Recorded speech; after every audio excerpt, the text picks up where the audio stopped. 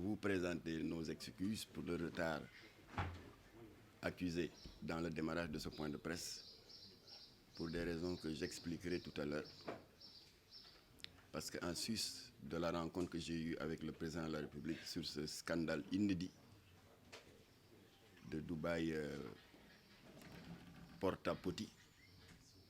que certains qualifient également de Dubaï WC, que le pertinent révérend ivoirien Camille Makosso qualifie à juste titre de caca gang de Dubaï. Donc,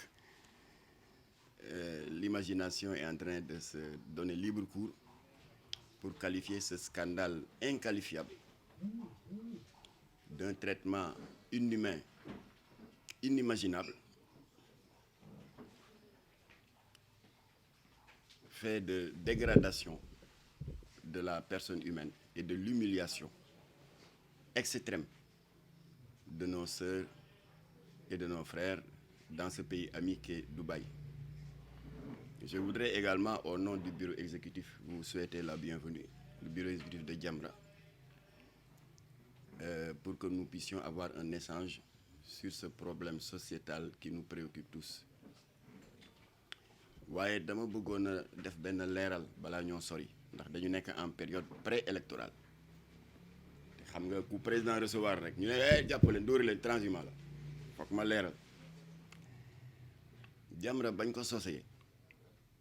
ci mois de février 1983 kon février bii di ñëw ci la ñuy màggal suñu 40 ans de combat contre la dégradation des mœurs et contre l'injustice sous toutes ses formes. Régime politique bu ñëw ci xeex boobu nga ñuy fekk booy dem ci lii nga ñuy bay ba Abdou Diouf demee Ablaye Wade ñëw ci xeex bii la ñu fekk ba muy dem ci la ñu bay Macky Sall bi mu faloo ci xeex bi la ñu fekk bu fiy jógee itam ci lii la ñuy bay kon nous sommes constants dépendre ñu ci benn gouvernement ci benn parti politique nous sommes souverains et nous menons notre combat selon notre propre feuille de route te du dara nag lu dul xeetu mottali suñu jaamu yàlla ndax suñu borom ci làmmiñu sangam bu tedd bi Seydina Mohamed nee na ginnaaw boo leen matale seeni waxtuy juróom seen shahadaat bi seen prestation serment pour dugg ci diine ji joxe azaka woor weeru koor ak aji màkk bu leen ko seen poos ak seen wér-gu-yaram maye sanga bu tedd bi nee na liy mottali seen diine mooy ñetti taxawaay yi loo leen gis muy raam di jëm ci penc mi di yàq jikko yi ak di tilimal malaanu lislaam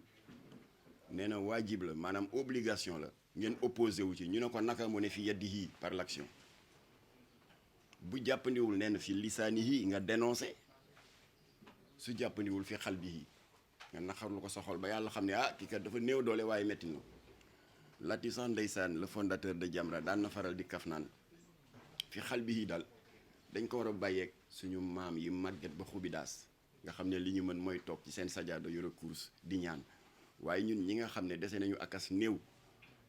kàttan ñuy mën di yéeg ko wàcc di dem ak ñëw di xuloo ak di poñante nañu jëfee fi yaddihi ak fi lisaani yi di alerter ak di dénoncer loolu nag c'est notre droit le plus absolu kenn mënuñu ko dénier ça fait 40 ans que nous le faisons alors kon ci cadre boobu bi fi Abdou Diouf nekkee lii foog ma leeral ko parce que dañu ne période préélectorale bi fi Abdou Diouf nekkee alerté wuñu fi yoon dancing bu bon boobu nekk Mbour ñu koy wax Rolls jàpp des jeunes adolescents solo leen ay tenues de travesti ay faux seins ay greffage ay chaussures au talon góor lañu de ñu rosaawu fond de teint di regeju di dammi loxo di def défilé Miss fii ci Rolls Jamra alerté président Abdou Diouf saisir procureur Jamra constitué wu partie civile maître Khassim Touré mené combat bi procureur jox ñu dëgg ñu tëj baar ba jàpp tubaab ba expulsé ko bi Ablaye Wade fale dama jukki quelques-uns rek mais yooyu bari na on est en train d'écrire un livre qui va sortir en février Jamra 40 ans de combat et de réalisation concrète bi fi Abdou Diouf ñëwee Ablaye Wade yéen presse bi yéen a doon def des reportages di indi ñëw ci ce prétendu jus de fruits di jar 100 francs ñu doon ko jaay ci école yi wax ci emballage bi naan jus d'orange la léeg-léeg ñu ne jus d'ananas xale yi di ko naan di mandi di naxari deret di xeex ci cours récréation yi Jamra comme que dañu bari ay enseignants ñu alerté ñu man ma contacté suñuy naataango bu ASCOSEN maa ngi remercier Momar Ndaw au passage parce que ñoom ñoo ñu ëpp expérience ci boobu wàll ñu mettre ma en rapport avec avec une structure d'analyse médicale d'analyse biologique ñu analyser ko ce prétendu jus de fruits te ñu tuddee ko Jakarta d'ici un fort taux d'alcool kon sàngara bu ñu doon jaay xale yi la di leen entraîner pour ñu nekk de futurs soulards ñun ñoo alerté en partenariat avec de braves imams de Rufisque maa ngi saluer le courage de imam Abdoul Aziz Ndoye di saluer le courage de l'imam ratib bu Tëngéej El Hadj Aliou Dia imam yu am fayda ngoo ba Jamra alerté nekk ñu fi naan Jamra ngi yàq deru suñu gox bi nee na Jakarta bi fii lañ koy defaree defuñu yëfu ñàkk fayda yooyu ñoom dañu jël contact ak ñun nee nañu boole suñu doole xeex Jakarta pour ñu xam ku koy defar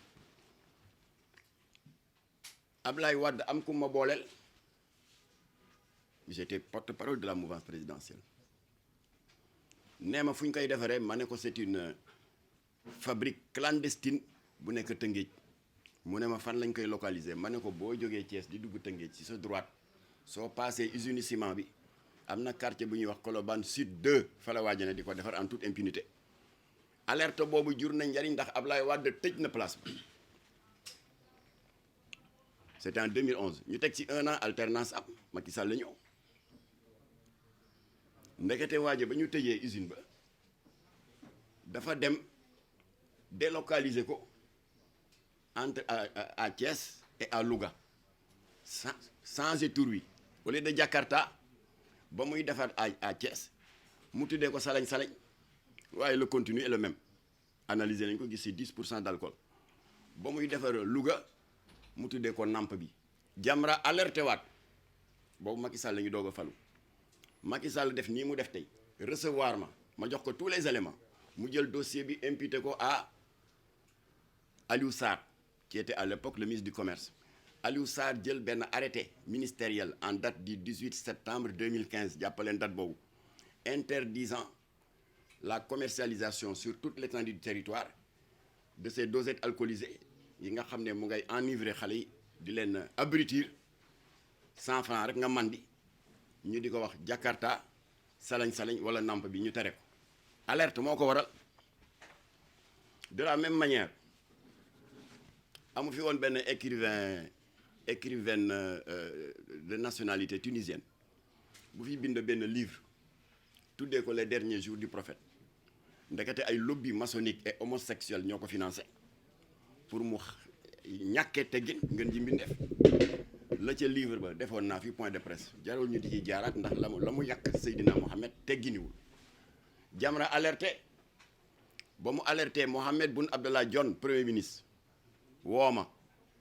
Maxtaar dégg nañ alerte bi ngeen def lii day mën na nekk source de trouble à l'ordre public ma ne ko jullit yi mer nañu de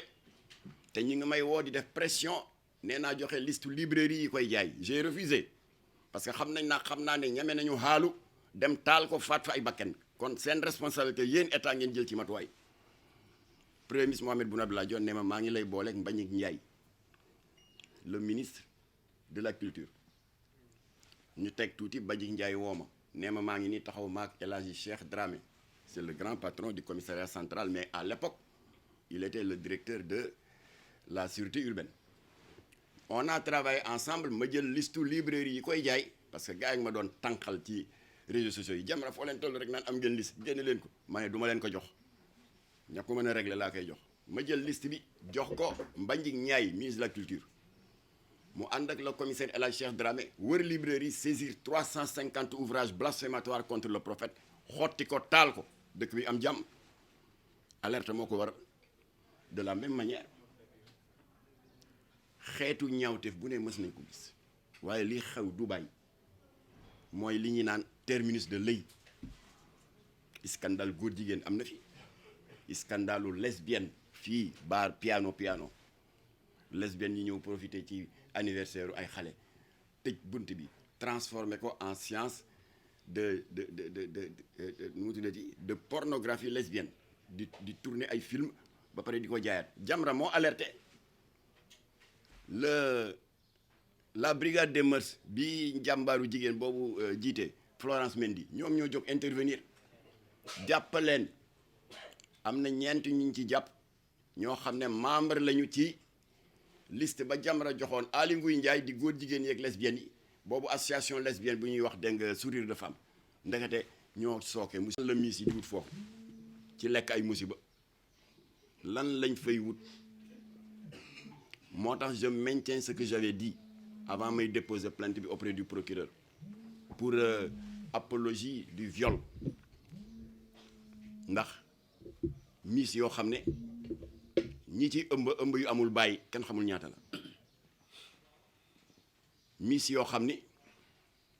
bu fekkee concours bi jeex na kay ba ñu xam première couronne bi xam première dauphine deuxième dauphine ku ne nga jox ko la mu mérite doyul doo leen bàyyi ñu ñibbi nga di leen yóbbu fii ci complexe ci bu bees bi nu mu tuddati fii ministère yu bees yi ne nga yóbbu leen jam ñaajo soi-disant que da nga leen di présenter ay autorités dont des naar luy ndey loolu. Voilà le résultat.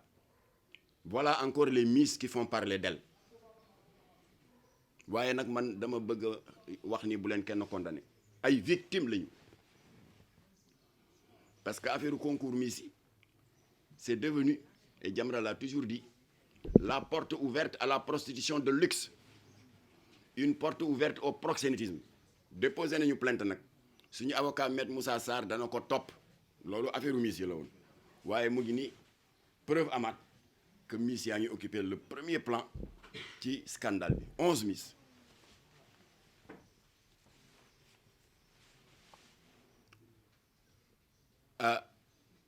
ñooñu en réalité influenceuses yeeg animatrices rajo qui se sont laissés corrompre pour lekki musiba ñooñu c'est des fausses victimes, je dirais même que c'est des complices. ñooñu itteeluñu li ñu itteel et qui a fait l'objet de 2 heures d'entretien et d'échange maak le président Macky Sall mooy les victimes innocentes ñi nga xam ne dañu leen démarché ne leen waaw da ngeen nekk ci problème wutum liggéey ñu ne la waaw la ñu leen waxoon pour la Libye oui c'est un pays qui a à reconstruire soxla nañ des maçons des menuisiers bi yoon dañ leen di naan waaw y a des personnes du 3e âge bëgg ku leen assister y a des couples yoo xam ne ku góor ki day liggéey ku jigéen ki day liggéey am doom bëgg benn babysitter yu mel noonu ñii bon kii milliardaire la bu am château bu rëy dafa soxla ku koy toppatool jardinage am arrosage yi yooyu lañ leen di wax dans ce dossier de Dubaï jël seeni kayit ñiy joxe 800 000 ñiy fay 1 million rabatteurs yi dajale leen yóbbu leen waaye dès l'instant que présenté nañ leen à leur employeur ba ñu encaissé seen commission des 2 côtés ba seen poste fees dal ñu disparaître dans la nature ñooñu ñoo mat a rëbb. Alors léegi nag de tous les témoignages que nous avons tous entendus dans les réseaux sociaux te amul témoignage bu gën a crédible bu dul ay victimes qui ne se connaissent pas et qui disent la même chose li wolof di wax naan ku ñëpp tuuf li nga tooy kon am na lu xew ñoom ñëpp daal reconnaître nañu ne ba ñu ne cëpp Dubaï ki leen intercepté au nom de leur futur employeur acte ba mu njëkk a posé mooy retirer sa passeport c'est suspect xanaa kii la nga ko nar a liggéeyloo du jàmm jël sa passeport denc ko. Alors de plusieurs témoignages gis nañu ne ba ñu eggee seen patron pervers sans tourner longtemps autour du pot kii dafa naan def ko ne soxlaawuma la mbindaa nag soxlaawuma la jardinage et cetera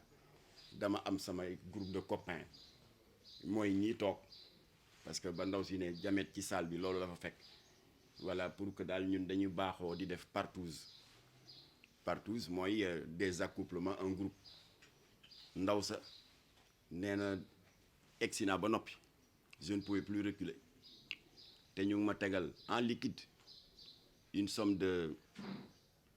$10 000 muy 5 millions gars yi tëddee ko en groupe nee na j'ai saigné de partout presque xaw naa xëm yeneen témoignage ay milliardaires pervers et obsédés sexuels li leen itteel c'est la contemplation d'un acte de zoophilie ne ko man day dama am benn berger allemand mooy punkalum xaj yooyu léegi dama bëgg daal di ko seetaan muy bëgg kon daal soo bëggee $20 000 a ngi nii pour nga tëdd ak moom $20 000 c'est 10 millions de francs CFA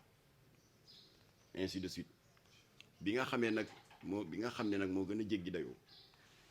et qui a fait l'objet d'une enquête pointue de vos confrères de C8 qui est une télévision française spécialisée dans les problèmes de société ñu invité fa benn boroom xam-xam ci laa doog a comprendre ampleur bi scandalu Dubaï bi jur te am un aspect de traitement dégradant et inhumain ci laa ko doog a comprendre alors boroom xam-xam bi nee na déviance comportementale sexuelle nga bari façon yéen xam ngeen ko l'homosexualité góor jigéen yàlla bind la ne góor la nga ne ko d'accorduma dem di def le contraire lesbianisme déviance comportementale la zoophilie mooy ñiy tëdd ak mala yéen presse bi janvier février am na scandale bu amoon ci banlieue bi góor jigéen bu ñu jàpp muy tëdd ak béy et la nécrophilie ci déviance comportementale yi la mooy ñi nga xam ne balaa ñoo yëg vraiment dégg nga leur sensation en tant que homme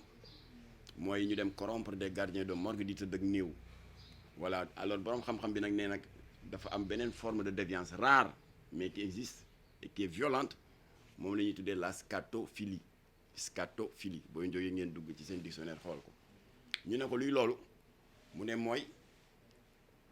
déviance comportementale sexuelle la boo xam ne c'est caractérisé par une attirance vers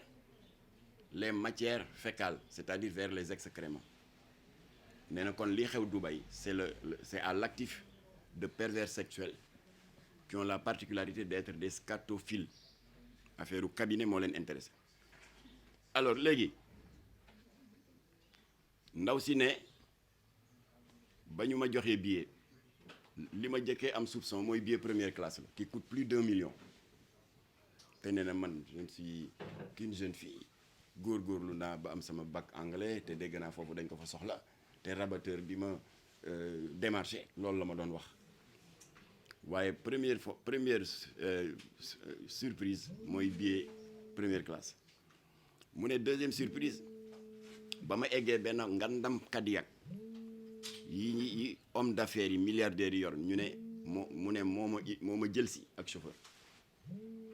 yóbbu ma ci hôtel de luxe yi gën a luxe ca Dubaï chauffeur bi nag yëkkati benn carte de crédit nekki patron bi sa rendez-vous ak moom suba la mais en attendant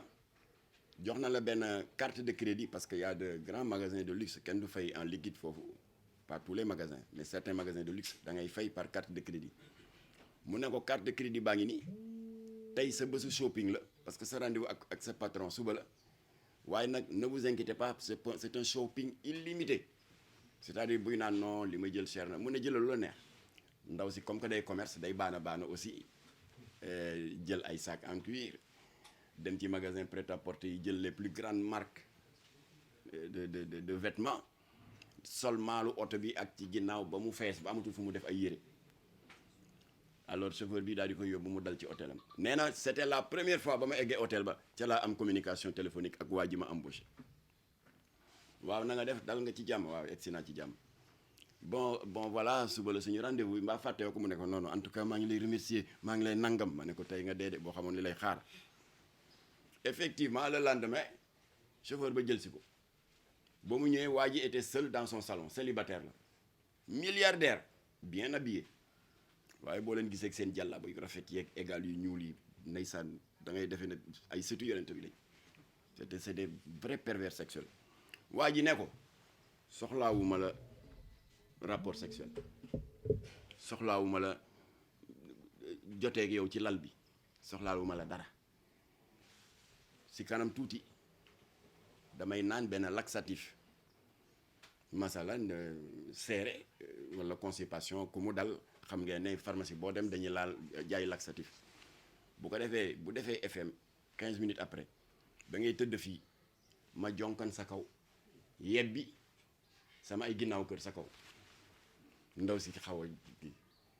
ba yàgg daal di ne c'est combien waaye ñoo ko bii moom mooy tarif bu mag bi c'est $40,000 ça fait combien du 20 millions ndaw si ne 20 millions day bu defee bagage am yi sama kaw xanaa damay daw rek sangu ji mu jeex naar bi ne ko déedéet da nga koy lekk moo tax foog ma def parenthèse parce que loolu dafa yéeme mystique dafa am ci biir masalan ñun ñëpp suivre nañu kii live yi guérisseur traditionnel di def ci YouTube bi en pagaille surtout ñi naan dañuy faj jinne faj rabak léeg-léeg mu naan waaw kii nangama ko dal waaw ay faru rab jëkkër ji ñëw dem ku ko bëgg a takk jabar daw te pourtant ku taaru la jinne rek la daal di def kii bi en direct du ma tudd ay tur parce que vous les connaissez waaw gis nga de ndaw saa nga yuuxu waaye du moom jinne ja nekk ci biir mooy yuuxu ndax yii may tari moo koy lakk jinne ja wàcc na jóge na ca bopp ba mu nga ca put bi mu ngi ci biir bi gis nga mu ngay yëngatu mu ngay agité wu wàcc na mu ngi ca oom yi mu ngay génn mu nga ca baaraamu déy ba génn na jeex na elle va dormir peut-être 1 heure de temps d'heure waaye bu paree alors mën ngeen ko yóbbu rab bi dana tàggoog moom waaye am na yeneen maa mën yu def yu gën a garaaw am na ci koo xam ne dafa jël li tax ma def parenthèse bi pour ngeen xam lan moo waral ñu tëral nit di ko cabinet ci loo xam ne c'est un non-sens apparemment alors keneen ki ne daf ma seet si diw daf ma seet si nee na daal addunaam dafa jaxasoo ay cat daf ko topp ci gàttal dama projet bu ma dugg mu yàqu fu ma dëgg ma ne takk jabar bu ñu demee ba dara des sur formalité yi du ma xam lu ko yàq alors ba mu ko seetsee maaman bi ne ko da nga foog ñu tàggale la ak yi nekk ci yow yëpp ay def ay cat ak yëpp daal di ko expliquer ne ko da ngay sangu jaana ba ci paan parce que ndox ma dama ko soxla ndox bi ngay sangoo du ndoxu robinet man maa la koy jox am na lu ma ciy jàng boo ko defee ma jox ma ndox mi mu def ko ba noppi jox waa ji ndox mi maaman bi jël ko nee ko nag yi la sonaloon yëpp wàcc na say cat say musiba say yëpp wàcc na yi la doon gàllankoor ci àdduna yëpp wàcc na waaye nag foog mu am koo xam ne moo koy dékku si dañu jël benn bëy yeew ko 1 litre de ndox boobule xool ko bëy bi yuuxu 1 litre et quelque ba mu jeex ñu rey bëy bi def ko nangami saam saraxe ko su ko defee waaja ay musibaam ay catam ak yëpp ànd naag sarax si dem Seydina Muhammad sallallahu alayhi wa sallam bi ko yàlla joxee pour mission c'est une longue histoire le pacte de Oudeybiya dama koy tënk en 2 phrases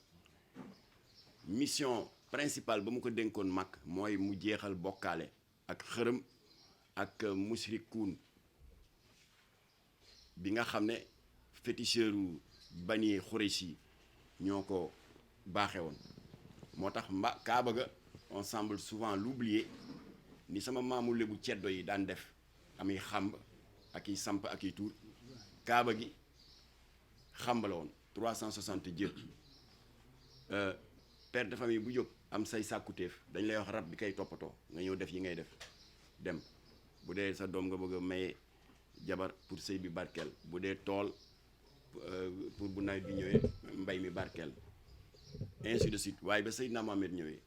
ci gàttal parce que c'est une longue histoire rajaxe na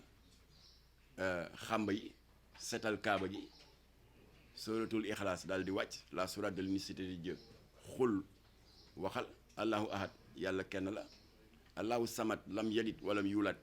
jurul kenn te kenn juru ko walam yàkkun lahu kufuwan ahad fii ba àddina di tukki kenn du ko mën a diir mbagg bokkaale jeex mag drapeau l'islam samp fa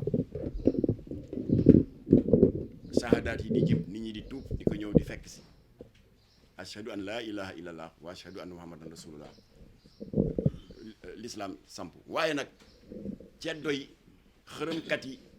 jabarkat yi nga xam ne dañu dem jaxasoog seytaane ba mu foor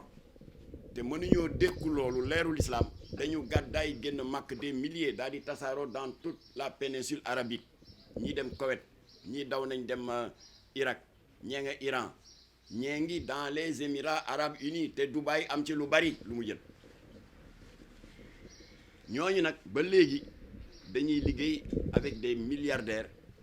di leen gérer seeni affaires ak seeni relation d'affaires waa ji ne ndaw si kon su ma naanee laxatif bi da ngay tëdd ma yebbi la affaire mu ne bu ma paree sangu mu ne ko non da nga koy lekk effectivement noonu la mujj demee ndaw si lekk ko avec beaucoup de dégoût waaye nee na ba mu paree waa ji dafa jël téléphone nee na dégguma li muy wax ndax arabe la waaye dama am njort ne dafa mel ni dafa am ku muy rendre compte di ko wax ne nanga ma ko sante defee naa ko noonu ndaw si nag encaissé na $40,000 ça fait quand même 20 millions de francs CFA waaye ba mu ñibbee beneen sœuram jël le relais parce que moom elle était prise par l'émotion que jooy sœur bi ne ba mu ñibbisee 4 mois 5 mois après parce que lu ne daj nañ ko ndax wéradi la fa jëlee et puis c'est normal parce que loolu ñi nga xam ne suñu maam yi bañ nañ ba tuddee ko ginnaaw kër parce que chance bii ñu am ñun ñi bokk jamono am des toilettes modernes dans les chambres dans les couloirs amul woon ñoom da nga daan dem ca ginnaaw kër ga moo tax ñu tuddee ko ginnaaw kër tubaab bañ na ko ba ne les excréments humains sont porteurs de bactéries et de fortes concentrations de microbes waaw nga ne dama fa jële jàngoro dama fa jële wéradi nooy def ba doo fa jële wéradi foog nga jële fa wéradi kay rawatina naar bi ba mu yebbee ko sa kaw ba nga lekk ko ay ayibam ay catam ay musibaam ay umoom ay rabam ak i jàngoroom jële na ko ci jëmmam moom mu set wicc mu toxal ko sa jëmm loolu jar na 1 milliard jaru ko amul ku fa jóge nekk en bonne santé ndaw si wéradi googu topp na ko ay weer te muy ndaw soo xam ne wax dëgg yàlla dafa set elle est très coquette très soigneuse d'elle-même waaye sërëm ne na malgré ça fu mu la romb ci biir kër gi di xeeñ cabinet c'est-à-dire yaramam ak ñaxam moo doon gilli xeetu loolu mu lekkoon lu ko fi jar alors ni mu mujjee daal faj nañu faj muy maigrir di amee dépression ba dafa ñàkk ba kenam kon nag ci gàttal mënuñoo nettali lépp parce que le président Macky Sall jox naa ko tous les éléments et qui sont vérifiables d'ailleurs ci gàttal et je fais une parenthèse m'adresser ak ñi jot a mucc et qui commençaient à subir l'attrait de ce voyage satanique là pour dem Dubaï ma di leen xamal ni nit dem na fa jële wéradi gu tee wér ba nga mujjee ñàkk sa bakkan am na ku fa jógee am dépression bi yéeg ba jural ko des tendances suicidaires c'est une Ougandaise gis ngeen vidéo baa ngi def le buzz dans les réseaux sociaux nu mu mujjee def yéeg 7e étage moom ndoolul de elle a gagné des dizaines de millions waaye nekkatul nit dépression cauchemar di tiit guddi di yuuxu di maigrir amatul appétit 7e étage la jógee tëb daanu dee xaru lu ko fi jar kon na ngeen xam ne du waaw damay lekk ay ginnaaw këru naa rek après 20 millions di déedéet est-ce que sa bakken dana ko fekke alors donc loolu moo tax lii xew Dubaï comme je l'ai dit au président Macky Sall c'est 10 000 fois plus grave que le trafic de migrants bi daan am Libye parce que boobu dañ leen di trafic dañ leen di jaay ñu nekk ay jaam di liggéey ci toolu mboq yeeg toolu dugub yi fii dañ lay ñëw dugal la ci dans du fétichisme meurtrier alors kon nag ba ñu waxtaanee ba pare ginnaaw bi ma ko tënkalee lii ma leen tënk wax ko suñu disponibilité liggéey ak état pour mën a sauver ña fa tag parce que je viens de le dire et je le répète tiktokeuses yi influenceuses yi benn animatrice rajo benn chroniqueuse u télé 11 miss yi itteeluñu ñooñu c'est pas des victimes c'est des complices du Kaka gang de Dubaï ñi ñi itteel mooy ñi ñi nax ay intermédiaires yi gis leen de braves jeunes filles de braves jeunes garçons des diplômés chômeurs animés de bonne foi bëgg a dem wuti teraanga daan seen doole teral seen njaboot ñu nax leen yóbbu leen ñu dugg dans ce guêpier là ba mënatuñ ci génne ba ñu nangu seen passeport teg si ñooñu lañu moo tax sama waxtaan ak Macky Sall la yàgg parce que il faut ñu wute pexe pour sauver leen bëgg nañu ñibbisi mais amatuñu passeport employeurs yi nangu nañ passeport yi bëgg nañu ñibbisi mais amatuñu contact ak seen famille ndax dañ leen di tere téléphoner ñooñu il faut que état bi sauver leen ay doomu réew mi lañ l'état n'a pas le droit de les abandonner c'était ça qui explique la durée de notre entretien parce que dama doon wax ak moom di ko joxale ay preuves alors bu ko defee ñu ngi dégg ci réseaux sociaux yi ginnaaw bi ma président recevoir ñuy naqarlu piège bii ñu tendre ay doomu réew mi toroxal leen nangu seen passeport couper leen seeni relation ak seen mbokk maa ngi dégg ay ñu naan ku dem Dubaï sa affaire la yoonu état new ci yooyu da ngeen koy wax tiktokers yi ñaari rappeurs yooyu influenceuses yi ak miss yi nga xam ne du ñu ay victimes ay complices lañu loolu ngeen di wax leen ko ñooñu man toppatoowuma ñooñu otage yi moo tax ñi téye en otage di leen toroxal dañ leen di dóor maa ngi jeg ay photo jigéen bi dañ ko dóor ba fii neewi parce que lu ñu la sant nga bañ ñu duma la et c'est une parenthèse 2016 amu fi woon le scandale ndeysaan soxna su baax Mbayang Diop qui est condamné qui est dans le couloir de la mort et te xamul kañ lañ koy décapité parce que dañ ko condamné à mort ndax nee nañu dafa rey jàmpaaka am patron waa jàmpaaka patron la ko patron bi def ba mu jam ko paaka doo leen ko wax kon c'est pas seulement Dubaï waaye y a des victimes yoo xam ne dañu révolté wu def acte de violence yoon jàppaleen teg leen loxo mbayee nga ngi nii bu gouvernement bi deful attention dañ koy exécuter te di xale bu baax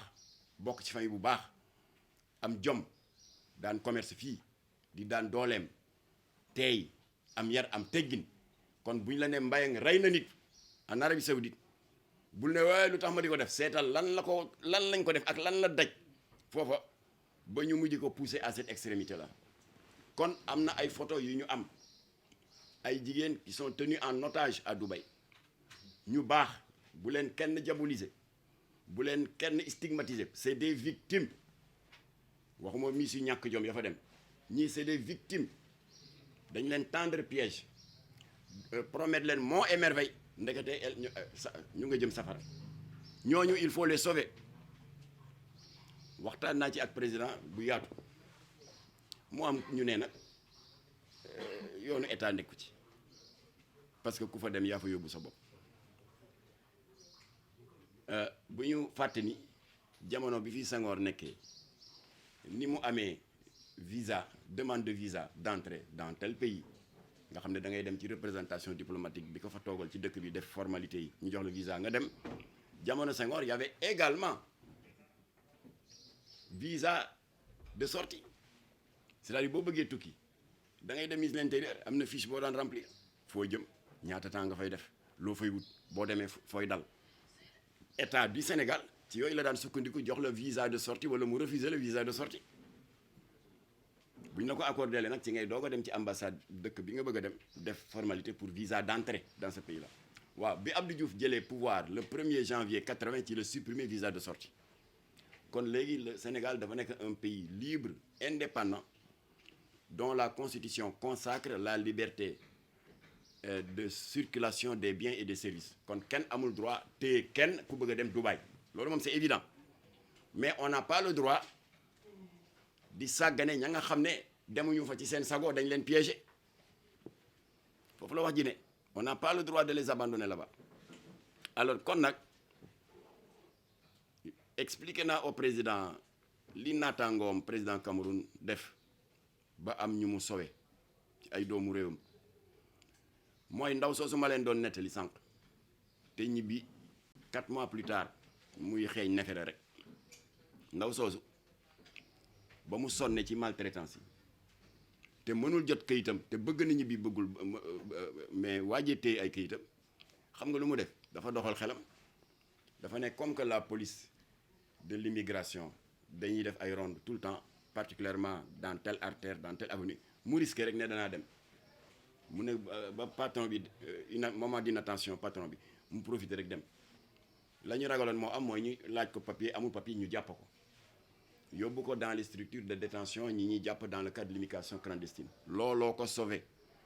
parce que ba ñooñu xamee ne telle nationalité la dañu jël contact ak ambassade ba ko fa toogal ambassade ba ñëw fekk fa ñeneen sax à part ndaw soosu avertir le gouvernement camerounais président ba jël matuwaay ñu yónnee leen ay sauf-conduit parce que amatuñu passeport ay sauf-conduit diplomatique exfiltré leen soowee leen ñibbi nañ seen dëkk. j'ai dit à Macky Sall loolu war yéen mën ngeen ko def ngir yàlla na ngeen ko def parce que ñun jot nañ ay information que am nañu sonn waaye yàlla dogal na ba ma fa jógee lundi le 9 parce que am na ay matuwaay yu mu jël yoo xam ne mënuma ko wax fii parce que affaire état la waaye ba ma fa jógee le lundi 9 dès le lendemain mardi le 10 suñu correspondant ba ne foofu à Dubaï jot nañu localiser 5 de nos ressortissants xam fu ñu dëkk xam nañu seen numéro de téléphone portable qui ne marche plus parce que dañ ko nangu xam seen adresse à Dubaï ak seen adresse à Dakar et qui nous ont parlé au téléphone ndax trouvé nañ moyen ba suñu partenaire ba ne foofu am na kenn wala ñaar ku ma leen paas ma wax ak ñoom nee nañ daal Jamra dimbali leen lii bu fekkee président def na ko danañu solo parce que am na ci ñoo xam ne ils ont été portés disparus xamuñu ci lu ñu ne donc je répète que après audience bi jur na njariñ ndax jot nañu signalement ak localisation 5 de nos compatriotes qui veulent rentrer ba loolu amee démb ci 23 heures yaakaar gën a tàbbeeti encore les autorités diplomatiques des Émirats arabes woo nañ ma ndax man awma seen numéro ñoom ñoo ma woo ki ma woo fonction bi mu am moom la ñuy wax le chargé des affaires politiques et économiques rafetlu na démarche Jamra waaye moom tamit dafa dédouané wu ni état du Sénégal dédouané nee na ñoom yëguñu tiniñu c'est des privés c'est des saay-saay ñoom ñooy def loolu wane nañu leur disponibilité ànd ak ñun ci liggéey bi ñu mën a préserver la qualité des relations amicales entre nos deux pays parce qu'il faut pas ay samba boy de part et d'autre c'est-à-dire les trafiquants de migrants ak des narcs pervers dem ba entacher la qualité des relations des deux pays nee na ma ambassadeur bi nee na ambassadeur u Dubaï bi ne fii en fait des Émirats arabes parce que Dubaï dafa bokk ci émirat bi ginnaaw bu la président Macky Sall recevoir moom dafa dem mission ci lu gàtt bu ñëwee bëgg na ngeen toog ma ne ko je suis disponible ñun li ñu amal solo mooy sauver xale yi ne foofu rek mais saay-saay yi fay dem di lekk ngeen baal ma di lekk ay cabinet ñëw fii di tabaxi étage di dawali 4x4 di tiitaru te ñun xam nañ noo ko amee ñooñu itteeluñu ñun victimes yi ñooñu itteel mu ne ma d'accord kon bu ñibbisee dinaa la woo nga ñëw toog ak ambassadeur bi li nga am ci information nga indi ko ñu xool comment on peut travailler Sénégal et Émirats arabes ensemble voilà donc chers amis loolu laa jëlee ci président Macky Sall léegi nag dafa am lu bees 5 yooyu ma leen waxoon léegi bi ma tardé nii pour ñëw jotaat naa ci suñuy correspondant d'autres résultats de leur investigation parce que Jamra lu ñu def dañ koy investiguer am na 7 yu ci yokku kon Jamra a pu localiser 12 de nos compatriotes esclaves naari toroxal leen nangu seen i këyit di leen def loolu naka su dul noonu te mënuñu ñibbisi am nañ ci 12 yooyu nag balaa may am audience ak ambassadeur bi maa ngi gis sama benn waay naan ma waaw dañuy jox liste bi ma ne ko tous laa leen joxul yéen ñi yéen a ma doon laaj liste ñi doon librairie bi doon jaay livre bi ñàkk teggil Seydina Mohamed bu ma leen ko joxoon ngeen dem taal ko rey fa nit ñu ne Jamra la ma ne ko bu ma leen ko joxee lan ngeen ci mën pour def ko ci seen statut Facebook naan gis nga de gaa yaa ngi Jamra ko trouvé ngeen toroxal ay nit te dañu am njaboot ami doom ami jarbaat n'est-ce pas ak yu bon yi leen naar yi doon defloo dégg nga yàq deru jàmbur tas ay njaboot du ma ko def liste bi ki ma koy jox ci parce que il faut que je respecte mes engagements waxoon naa Macky Sall ne lu ma ci am ci information ci sa loxo laa koy teg parce que ñooñu ñi leen mën a sauver bu ñu ñibbisi c'est pas les réseaux sociaux yow mi yore pouvoir de décision bi la yàlla dénk te nga utiliser woon pouvoir de décision ñu xotti livre Hela Wardi bi doon saaga yonent bi nga utiliser ko woon ba jox injonction Alioune Sarr mu def arrêté ministériel en date du 18 septembre 2015 ñu interdire Jakarta salañ namp bi comme que yow la yàlla dénk boobu pouvoir kon liste bi yow laa koy jox kon nag incha allah président Macky Sall balaa fin de semaine di nga jot les 12 sénégalais waaye ëpp nañ ko de waaye loolu la Jamra jotoo localisé li ci des yéen état ngeen eggali ko waaye en attendant ñii mën nañ leen sauver léegi nag je termine par un petit conseil pour suñu sœurs yi suñu doom yi suñu jarbaat yi et qui seraient tentés par la destination touristique de Dubaï mooy da ngeen defee ne photo scandaleuse yi ngeen gis ci réseaux sociaux yi di wane jigéen ñi di def lu bon loolu leen naar yi jonkan di def loolu seen gémmiñ da ngeen defee ne jigéen ñooñu ñoo ko génne nit am na matadi gu day ni ñu toroxal la même bu doon ay milliards nga ci am sa moroomu doomu aadama tiim la di wàcc ay neferem ci sa gémmiñ nga di ko lekk sa kanam feeñ nit am na matadi bu day noonu naan damay wut buzz xaaral ma génne ko ci réseaux sociaux yi yenn wul maanaam xam nga ñu ko génne naar yi surtout féticheurs yi ñiy travaillent avec des féticheurs parce que c'est pas des féticheurs c'est des milliardaires hommes d'affaires qui veulent faire fructifier leur argent mais di ko jaarale ci xam-xam bu ñuul ñoom boo jëflanteeg ñoom par exemple en 2020 wala 2021 mu baaxoon ci ñoom lool seen sëriñ ne leen da ngeen ko war a tonlantiwaat ci 2022 au lieu ñuy defaat ay contacts di jaar ci ay intermédiaires les trafiquants de migrants mu nar a gudd mais dañuy jël seen agenda tubaab nee na on ne change pas une équipe qui gagne daal di xool ku ma sa jëflanteeg ñoom ñu woo la ah diw ah vous allez bien c'est monsieur Ndang mu ne waaw mais vraiment il faut revenir parce que mu ne ah loolu wu baax na man kay nangam ñu ne ah boo ñëwul ñu génne photo yi voilà comment ça s'est passé parce que saal ba ñu doon defee yu bon yooyu xam nga ku jigéen ki amul benn copinam wala mbokkam bu mu indi naan bu may def loolu kay filmer amul naar yi ñoo koy filmer wu denc ko gànnaay comme instrument de chantage pour le futur di nga ñëw wala doo ñëw nga ne non parce que rek mu ne boo ñëwul day dans 48 heures dinaa la yónnee billet première classe tout waaye boo ñëwul danaa ko génne ñëwoo ñu génne ko yëf yi tasaaroo ba tax na gis ngeen ko yéen on l'a vu nous tous te on félicite Camille Makosso qui a fait un extraordinaire travail te nañu sant yàlla nous ne sommes pas les seuls à avoir été embarqués dans cette galère diabolique et démoniaque alors li mu jur moo di il y a 6 pays africains qui sont impactés par ce commerce de la honte mu di Mali laissez-moi une petite seconde parce que dama ko jàppul par cœur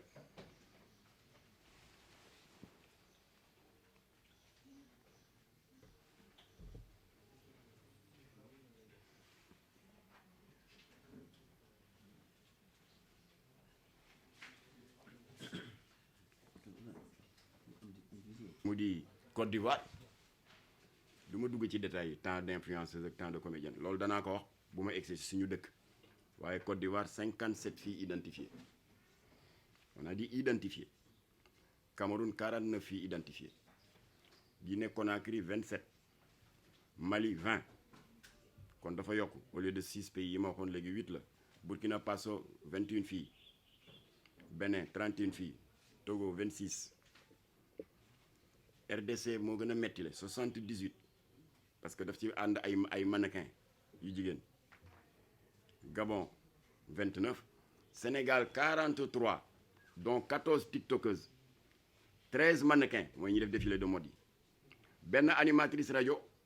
benn chroniqueuse télé ak 11 miss alors donc encore une fois ñooñu ñoo dem xaru ji seen bopp ñun toppatoo ñu ñooñu ñu ngi ñëw fii di defar di tabax di jëndi oto kon je disais que damay terminer en lançant un appel à nos sœurs et autres dama leen di xamal ne ñii bu leen ñee ku la romb ak Mercedes bu tooy xepp bul ko ñee ndax naka la ko amee jaru ko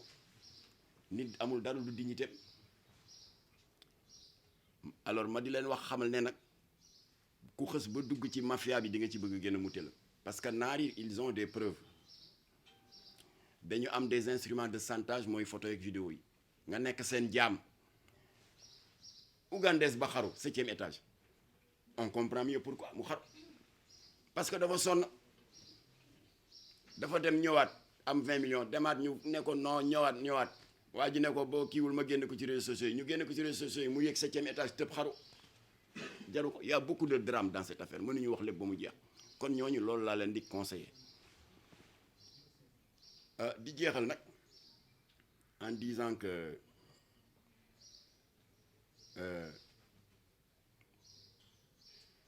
dem di bëgg a daani sa doole à l'étranger lu noble la parce que la ngay wuti wóor na ma ne bu amoon fii doo dem kon ñu am jom ñooy def loolu ñii ñu lalal ndëgg sa rëq itam personne ne peut les condamner dañu daanu ci piège ndax bu amee intermédiaire bu loo wax Dubaï lee nga fa opportunité bee nga fa rafet njort rek moo la fa yóbbu boo demee fekk fi musiba itam natt moo dikk rek waaye du sax mbon donc il faut que la presse arrête de condamner et de diaboliser de manière générale nañu def la part des choses il y a les complices liir naa leen sànq et il y a les vraies victimes man vraies victimes yi ñoo ma itteel parce que am na ku naan xaw ma rappeur la xaw ma Sénégalais dañu soxor nit ki bu demee am teraangam Jamra yi nekk di wax maa ngi lay tontu ne sa ñooñu ngay défendre parce que fàtte naa sax am na ñaari actrice de série sa ci liste bi ma jox sa ñooñu ngay défendre itteeluñu ma bu ñu yeboo dem xaru ji waaye victimes yi on n'a pas le droit de les abandonner voilà kon nag yàlla na yàlla sàmmal ñu xale yi yàlla nañu yàlla aaral jeunesse bi jeunesse sénégalaise di jeunesse bu am jom jigéen ñi di jigéen ñu am jom waaye àdduna yàqu ba tax na il faut que ñu continuer di leen aider à la vigilance te encore une fois démarche bi Jamra def ça n'a rien à voir avec le contexte politique kii boo gisee ma wax ko mu ñëw toog fii sama wet Madani Sy c'est un leader syndical moom moo yore le dossier scandaleux de Ama Sénégal l'ex-société de nettoiement nga xam ne état bi daf ko dissoudre mais il y a pas de plan social fay ñu leen seen unité de congé unité de départ à la retraite unité de licenciement 3 milliards et quelques état bi di leen dawloo waaye ba ma ko waxee Macky Sall ci alerte yi may def mais il m'a reçu boole maag Mohamed Boun Abdallah Dionne premier ministre boole maag Amadou Ba boole ma ak Antoine Diome actuel ministre de l'Intérieur qui à l'époque était agent judiciaire de l'État ba tax na ñetti chèque génn na parce que état bi xëy na dañu nekkoon en pleine année budgétaire waaye ñetti chèque génn na bu ne 130 millions de 390 millions si boru 3 milliards bi loolu avancement la waaye dossier bi toog ba yàgg daal di tàkk parce que man je n'ai plus d'interlocuteur bi Macky Sall supprimer le poste de premier ministre kon monsieur le président ci sama jokkoo ak yow la lundi junji naa la le dossier de Ama Sénégal Madane yi ngi toog Ousseynou Diop a ngi toog ana Amdi Moustapha dossier Sotrac 9 milliards leen ata ameloon Jamra à travers la personne du fondateur Rahmatoulaye Ali Abdou Latif Gueye def une médiation collective parce que dañuy joxante woon loxo ak soxna Fat Sow Sarr sociologue joxante loxo ak Rahmatoulaye Ali l'historien le professeur Iba Der Thiam ak Alioune Tine on avait mené cette médiation à 4 daal di arracher 5 milliards ci état bi sur les 9 milliards kon mu des 4 milliards voilà donc ñoom dañu ñëw pour que les gens comprennent que c'est dans le cadre des alertes que nous avons fait pour Ama Sénégal def nañ ko pour les anciens combattants de la guerre du Golfe dossier baa ngay avancé def nañ ko pour le conflit foncier de l'ex-aéroport de Dakar dossier baa ngay avancé parce que am na yu ma ci jox Macky Sall c'est dans ce cadre-là que l'a alerté Macky Sall woo ma pour affaire u Dubaï bi mais du affaire u élection seen législative bi demee leen na leeg seen politique du ma candidat aw ma fa candidat waaye lii dafa garaaw te ay doomu réew yi ñu téye en otage le président se devait de les secourir et il a très bien fait de m'appeler parce que ñun dañu am des informations boo xam ne état amu ko tiitaroowuñu ko nag waaye yàlla moo ko dogal voilà kon nag dès la fin de la semaine président dina jot la liste des 12 qui ont été te 12 yi nag je précise am na ay góor am na ay jigéen qui ont été localisés liste bi nag dana génn du ma leen ko jox wax naa leen ko yéen presse bi bu ma ko kenn laaj Macky Sall laa koy jox donc 4 colonnes la nom prénom numéro de passeport parce que am na ñoo xam ne balaa patron yi di confisquer seen passeport jëloon nañu soin bind ko quelque part adresse à Dubaï et adresse au Sénégal noonu laa koy joxe Macky Sall jox ko mu travaille en étroite collaboration avec les autorités consulaires de l'ambassade des Émirats arabes unis di ñaan yàlla mu def ci ndox mu sedd état du Sénégal mën a yónnee ñooñu ay sauf-conduit diplomatique comme que amatuñu passeport ñu mën leen exfiltrer rawale leen ñu mën a dellu si sains et saufs au sein de leur famille yal na yàlla dàqal Sénégal seytaane yal na yàlla ñoddi fan suñu ay kilifa diine te taftal ci wér yal na yàlla def jàmm ci réew mi te laqal ñu Sénégal fu yàq yegul wa salaamu aleykum wa rahmatullah. cheetetetet mais yow sawaay yow fu ñu la fekk yaa ngi ci kanamu ordinateur bi wala sa kanamu tablette ba sa téléphone portable lu xew mais damay lire ay information waaw xoolal boo bëgg am ay information yu leer nañ et en temps réel duggal ci www.senegal7.com ay information yu wóor man de maa ngi application Sénégal 7 lépp lu xew dama koy jot ci sama téléphone ci tàng bi te nag application Sénégal 7 am ko yomb na da ngay dugg ci Play Store wala Apple Store nga télécharge ko rek xam li xew ci réew mi ak la xew ci bitim réew te nag dara du la ci umpu. Vous voulez des informations en temps réel? Cliquez sur www.senegal7.com. Sénégal 7, le roi de l'information en temps réel.